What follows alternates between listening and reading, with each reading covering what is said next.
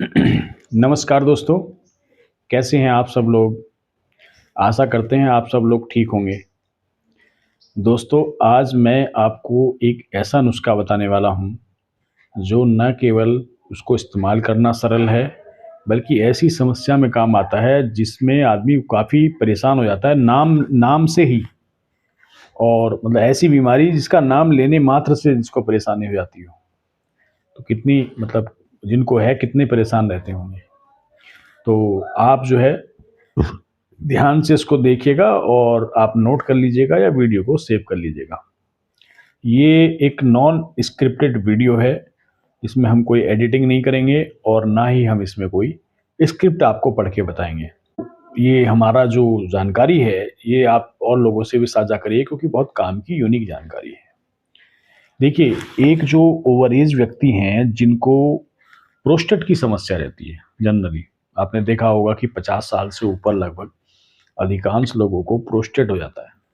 खासकर जो ट्रैवलिंग ज़्यादा करते हैं या ऑफिशियल वर्क करते हैं बैठ करके, बैठे रहते हैं, या कुछ ऐसे लोग जो खड़े होकर के ज़्यादा काम करते हैं, जनरली उनको ज़्यादा होता है। वैसे इसकी जो पारिवारिक हिस्ट्री भी रहती है, ये जेनेटिक भी होता है कई बार, कि जैसे बाप-दादा को हुआ है तो उनकी जो नस्ल है उनको भी हो सकता है। और इसमें क्या होता है कि प्रोस्टेट का साइज बढ़ जाता है, प्रोस्टेट में सूजन आ जाती है और पेशाब संबंधी समस्याएं क्रिएट होती हैं। जैसे पेशाब की थैली में पेशाब रुक जाना, भरा रहना, मतलब पास आउट ना होना, और उसके कारण से उसमें दर्द होता है और सूजन आ जाती है, या फिर बार बार पेशाब आना। इसका पेशाब रुकना तो है ही, बार बार पेशाब आना, और साथ में पेशाब में जलन होना, जिसको आप मूत्र कच्छ के नाम से आयुर्वेद में वर्णित किया गया है। यानी कि पेशाब में जलन होना और परेशानी होना, दर्द होना। इसके अलावा इसमें जो है, जिन लोगों को पथरी की समस्या होती है, बार बार स्टोन बनती है, रीनल स्टोन किडनी में, या फिर क्रिस्टल्स बनते हैं, उनको भी ये समस्या होती है, बार बार पेशाब आना, पेशाब रुक रुक करके आना, पेशाब में जलन होना। और तीसरा प्रकार उन लोगों को होता है, तीसरे प्रकार के वो लोग हैं जिनको बार बार यूरिनरी ट्रैक्ट में इन्फेक्शन होने की समस्या होती हो। ऐसा अधिकतर महिलाओं में ज़्यादा होता है। यदि वह कोई सार्वजनिक टॉयलेट इस्तेमाल कर लें, या किसी दूसरे, जैसे अपनी बहन के घर गई हैं, अपनी मौसी के घर, मामा जी के घर गई हैं, किसी रिश्तेदारी में, रिलेटिव के यहाँ, वहाँ उन्होंने यदि बाथरूम यूज़ कर लेते हैं, तो जिनको सेंसेशन ज़्यादा रहता है उनको ये समस्या होती है, बार बार यूटीआई होने की समस्या। उसमें भी पेशाब दर्द के साथ, जलन के साथ आता है, रुक रुक के आता है, और कई बार अनकंट्रोल्ड रहता है। यानी कि भाग करके आपको पेशाब, जैसे आपको सिग्नल मिला कि पेशाब आ रहा है, तो आपको जाना पड़ेगा भाग करके। और कई बार कपड़े खराब होने का भी अंदेशा रहता है। बड़ी जिल्लत होती है और बड़ी परेशानी होती है। इसमें शारीरिक परेशानी के साथ साथ मानसिक परेशानी बहुत ज़्यादा है। मान लीजिए आप रात को 10 बजे सोते हैं और 10:30 बजे आपको पेशाब लग गई, आप उठ करके जाएंगे, और पेशाब भी ऐसा अनकंट्रोल्ड स्थिति, भाग के जाना होगा। और फिर आप सोए, फिर घंटे भर बाद, तो आदमी ना सो पाता है, ना चैन पाता है, और समस्या रहती है। ऐसी स्थिति में आप ले आइए रेवन चीनी। जी हाँ, रेवन चीनी मिलती है पंसारी के पास। इसे शीतल चीनी के नाम से भी जानते हैं। इसको आप कबाब चीनी के नाम से भी, आप वहाँ पर आप नाम लेंगे तुरंत दे देंगे वो आपको। और इसकी जो शेप और साइज, कलर है, बिल्कुल काली मिर्च के जैसा है। जैसा काली मिर्च होती है, छोटे छोटे दाने, बिल्कुल ऐसी बनावट होती है। आप इसको काट के देखेंगे तो वाइट ही निकलेगी, काली मिर्च भी वाइट से निकलती है, ऑफ वाइट। लेकिन इसमें अंतर मेन ये है कि इसका जो छिलका होता है, उसके ऊपर एक डंडी लगी होती है, एक टहनी सी लगी होती है। ये इसकी पहचान भी है। तो आप देख लीजिएगा, हमने फोटो दिखा दिया इसमें। और इसको आप ले आइए 50 ग्राम की मात्रा में, और इसका बारीक चूर्ण तैयार कर लीजिए। देखिए, आयुर्वेद में ये आपको ध्यान देना होगा कि दरदरा नहीं, इसको बारीक चूर्ण बनाना होगा। जितना ज़्यादा आप बारीक चूर्ण बनाते हैं किसी औषधि का, उतना ही ज़्यादा बेनिफिशियरी होता है, उतना ही ज़्यादा वह लाभ प्रदान करता है आपको।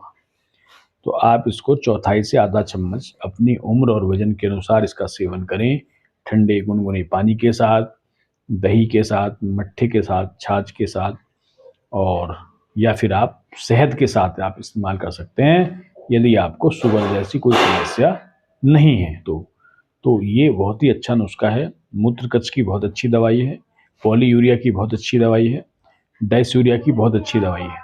यानी कि पेशाब में जलन होना, पेशाब रुक रुक करके आना, पेशाब रुक जाना या पेशाब बार बार आना प्रेशर के साथ, यानी कि कंट्रोल ना कर पाने की स्थिति।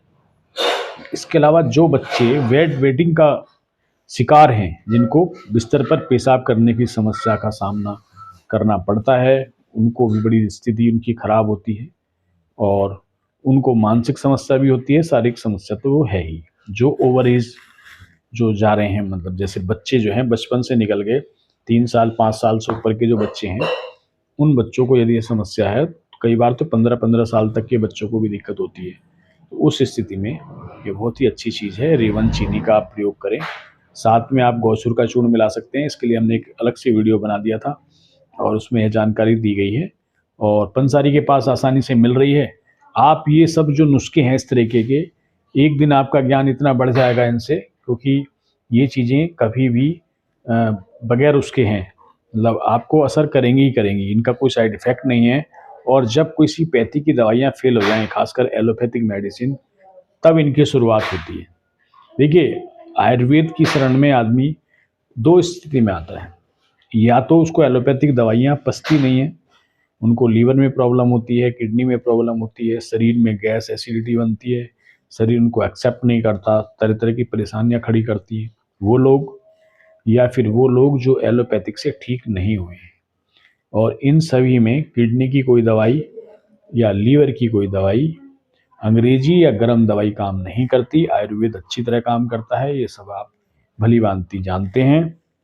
इसी तरीके से जैसे किडनी स्टोन है, तो किडनी स्टोन में अधिकांश दवाइयाँ आयुर्वेद की ही काम करती हैं और किडनी को डिटॉक्स करने का काम करती हैं। तो ये जानकारी को आप अपने तक सीमित ना रखें दोस्तों, हमारी आपसे विनती है, और लोगों को इसको ज़रूर शेयर कर दें। और आपको लाभ कितना हुआ इससे, आप वीडियो के कमेंट्स बॉक्स में कमेंट्स करके बताएं। यदि आप भी कुछ नुस्खे जानते हैं तो हमें वीडियो के कमेंट्स बॉक्स में उनको शेयर ज़रूर करें। कि देखिए, सबके पास एक जैसी नॉलेज नहीं है, सब लोग, कोई जो है अपने फील्ड का मास्टर नहीं हो सकता, और ये अल्टीमेटली जो ज्ञान है यह सभी के पास है, किसी के पास कुछ है, किसी के पास कुछ है। तो हम आयुर्वेद का जो आपका ज्ञान है, यदि वह ऑथेंटिक है, सही है, तो हम उसको जो है हम देखेंगे, जांच परखेंगे, उसके बाद जो है लोगों को उसको फॉरवर्ड करेंगे। दोस्तों, आप हमारी इस मुहिम में हमारा साथ दीजिए और अपना ख्याल रखिए, स्वस्थ रखिए, खुश रहिए। इस वीडियो में बस इतना ही। मैं नेक्स्ट एक नई जानकारी के साथ आपके समक्ष उपस्थित होता हूँ। तब तक के लिए जय हिंद, जय भारत, नमस्कार।